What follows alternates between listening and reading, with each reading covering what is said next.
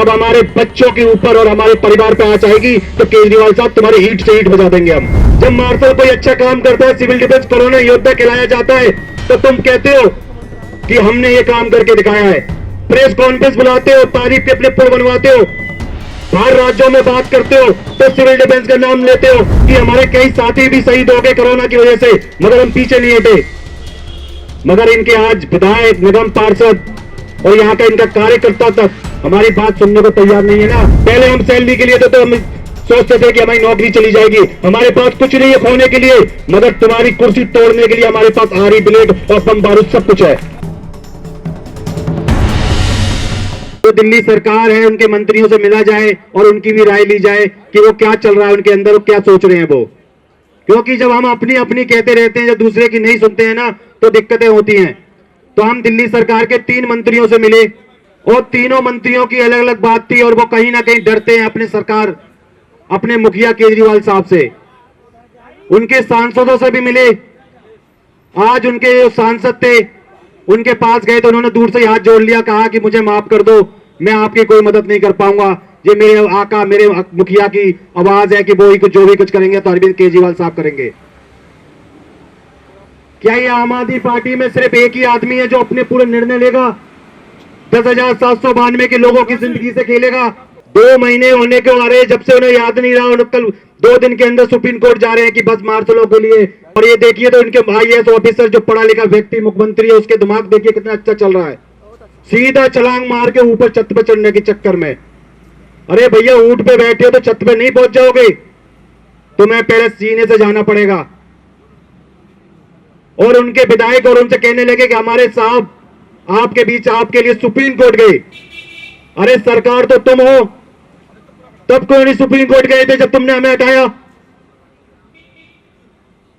तब तुम्हें नहीं याद आई कि मैं सुप्रीम कोर्ट चला जाऊं और जज साहब से पूछूं कि भाई मैं इनको हटा रहा हूं, तो मुझे एक याचिका लगा रहा हूं इन्हें हटाने की, तो तुमने LG साहब को एक प्रस्ताव दे दिया और तुरंत हटवा दिया।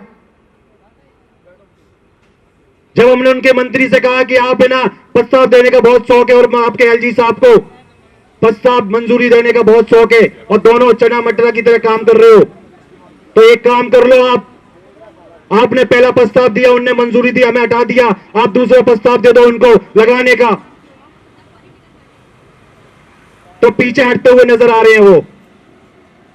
और उनके ऑफिस में बैठे थे, उन्होंने कहा कि कॉफी पियोगे, चाय पियोगे? हमने एक लफ्ज ही कहा था कि साहब पानी भी नहीं पिएंगे, जब तक नहीं पिएंगे जब तक तो हमारी नौकरी वापस नहीं दोगे। जब हम गए थे वहां पे तो हमने उनसे एक भी चीज कहा था कि साहब बेशक हमें नौकरी ना दो, मगर वहां बैठे हुए लोग हैं उनको नौकरी दे दो। मगर इनके मंत्री तो इतने अच्छे हैं, इनके सलाम करता हूं इनके जज्बातों की। हर कोई ये कहता है कि हमारे हाथ में नहीं है, हमारे पास महकमा नहीं है, तो फिर किसके पास है? जब लगाने की बारी आती है, जब मार्शल कोई अच्छा काम करता है, सिविल डिफेंस कोरोना योद्धा खिलाया जाता है, तो तुम कहते हो कि हमने ये काम करके दिखाया है। प्रेस कॉन्फ्रेंस बुलाते हो, तारीफ के अपने पुल बनवाते हो, बाहर राज्यों में बात करते हो तो सिविल डिफेंस का नाम लेते हो। और जब मुसीबत के टाइम हम कोरोना योद्धा थे, जब हम पे मुसीबत आई तो पीछे हट के भागते नजर आ रहे हैं। इनको शर्म आनी चाहिए। जब ये क्वारंटाइन हो जाते थे, अपने किसी से नहीं मिलना चाहते थे, तो घर के बाहर बोर्ड लगा देते कि हमें क्वारंटाइन करा गया है। मगर सिविल डिफेंस ने कभी भी ये नहीं कहा और यहाँ बैठे हुए बस मार्शलों ने ये कभी नहीं कहा कि हमें सब क्वारंटाइन नहीं होना है। हम काम करते रहे, यहां तक कि हमारे कई साथी भी शहीद हो गए कोरोना की वजह से, मगर हम पीछे नहीं हटे। मगर इनके आज विधायक, निगम पार्षद और यहाँ का इनका कार्यकर्ता तक हमारी बात सुनने को तैयार नहीं है ना। तो अब हमें, हमारा जो हेडक्वार्टर है यहाँ बैठे तो रहेंगे, यहां से हम नहीं छोड़ेंगे, मगर अब इनको बताना पड़ेगा कि हमने तुम्हारी शांति का बहुत देख लिया है, अब तुमसे बर्दाश्त नहीं करेंगे हम। अब हम सड़कों पे जाएंगे, इनका घेराव करेंगे और जहां पर केजरीवाल साहब और इनके मंत्री जाएंगे वहां पर भी हम जाएंगे और उनसे पूछेंगे, उसी से हम सवाल पूछेंगे कि बताओ हमारा रोजगार किस हक से लिया था तुमने? 9 साल तुमने हमारी जिंदगी बर्बाद करी, तब तुम्हें याद नहीं आया? आज 1968 करते हो, तुम तो सरकार हो, कभी भी हमें किसी भी चीज में लगा सकते हो, क्यों नहीं लगा रहे हो तुम? तो सुधर जाओ, तुमसे अब भी हम वक्त कह रहे हैं। विधानसभा का हम घेराव करने के लिए कहा है तो हम घेराव करेंगे। जब हम अपने वीर शहीदों को श्रद्धांजलि देने की बात आएगी, हम देंगे। अब हमें कोई भी नहीं रोक पाएगा, चाहे कोई भी दुनिया की ताकत आ जाए। हमारे साथ संविधान साथ में है और हमारे बाहर से एकता साथ में है, तो एक काम करके भी दिखाएंगे हमने। जब हमारे बच्चों के ऊपर अगर हम पे कोई बार होता तो हम बर्दाश्त कर लेते, हमारे अकेले पेट की बात होती तो भूखे रह लेते। जब हमारे बच्चों के ऊपर और हमारे परिवार पे आंच आएगी तो केजरीवाल साहब तुम्हारी ईंट से ईंट बजा देंगे हम। सोचा था कि एक आम आदमी है तो समझ जाएगा, मान जाएगा हमारी बात। पहले हम तुम्हारे मंत्रियों से नहीं मिले, तुम्हारे मंत्रियों के दिल से नहीं जानते थे कि क्या अंदर की खबर है। अब हम सब जानते हैं कि तुम क्या करने वाले हो और क्या करोगे। तुम्हारे वार करने से पहले हमारा वार होगा तुम्हारे ऊपर और तुम्हारी छाती पे चढ़ के होगा, और रोक सको तो रोक के दिखाना तुम्हें मैं। इसलिए अपने दोस्तों को सबसे कह दो, अब लड़ाई है ना, बहुत हो गई सबर की पल। अब लड़ाई आर और पार की है, या यही है या हम ही है। हमारा क्या जा सकता है, हमारा कुछ नहीं ले सकते। पहले हम सैलरी के लिए तो हम सोचते थे कि हमारी नौकरी चली जाएगी। हमारे पास कुछ नहीं है खोने के लिए, मगर तुम्हारी कुर्सी तोड़ने के लिए हमारे पास आरी ब्लेड और बम बारूद सब कुछ है। अब तक तुम कहते थे कि छोटे से लोग बैठे, ऊपर से नीचे देखते थे कि छोटे लोग बैठे हुए, थोड़े से लोग बैठे हैं। हमें बता दे सरकार को, हमने वो भी बता दिया कि हमारे लोग अभी शांति से बैठे, इसलिए बैठे हैं कि हमने उनसे कहा है कि यहां कम रहो, सरकार हमारी बात मान जाए। मगर तुम नहीं मानने वाले ना, तो हम सारे बच्चों को अपने आगाज करते हैं और कहते हैं आ जाओ अब आर पार की कर ले, या नौकरी रहेगी या इनकी सरकारें रहेंगी।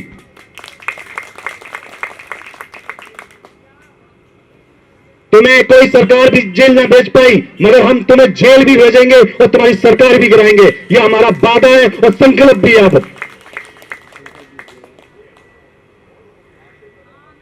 बहुत दिन हो गया सबर करते हुए यार। मुख्यमंत्री साहब केजरीवाल साहब, सुन लो, सबका एक ही डायलॉग रहता है, जो भी करेंगे आका करेंगे। तो तुम क्या भुइयां छीनने के लिए बैठे हो या मंत्रालय संभाल लो?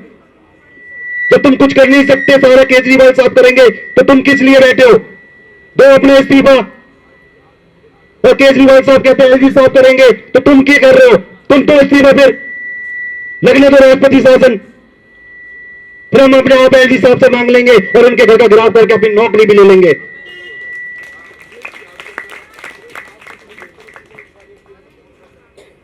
अगर ईडी और सीबीआई ने ना जेल भेज पाया कोई बात नहीं, मगर मार्शल के ऊपर जिनने अत्याचार करा है, इस कांड में जेल जाएंगे और जाएंगे, इनके कोई नहीं रोक सकता इनको। अब जब इनके अधिकारी सारे जेल में जाएंगे ना, तब कहेंगे हमारे आका ने हमें हुक्म दिया था, सरकार ने हमें हुक्म दिया था कि इस तरह काम करो। जब इनकी गवाही कोर्ट में होगी तो केजरीवाल साहब, तुम्हें कोई दुनिया की ताकत नहीं है जो जेल जाने से बचा सके। तुमने 10,000 परिवारों से खेला गया है।